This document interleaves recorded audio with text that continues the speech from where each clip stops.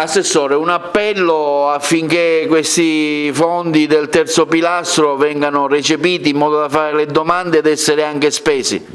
Così come avevamo anticipato già la scorsa settimana, pronti subito al via per quanto riguarda l'avviso relativo ai buoni spesa del terzo pilastro. Sostanzialmente ci troviamo di fronte alla possibilità che hanno i cittadini di partecipare a questo avviso per far sì che possano ottenere poi, una volta valutati tutti i requisiti, il voucher per poter andare a fare proprio l'acquisto dei beni di prima necessità. Ci troviamo di fronte a che cosa? Alla ennesima iniziativa immediata che questo mio assessorato ha voluto fare in favore di tutte quelle fasce deboli della città. Ci sono dei requisiti particolari, ne cito due tra tutti, che sono quello di avere un ISEE non superiore a 5.000 euro e di avere benefici, prestazioni relative da lavoro dipendente o reddito di cittadinanza o REM o pensioni, qualsiasi cosa comunque che sia reddito nel nucleo relativo al mese di ottobre non superiore a 800 euro. Questi due requisiti fondamentali sono quelli che danno l'accesso alla possibilità di avere il voucher. Successivamente stileremo una graduatoria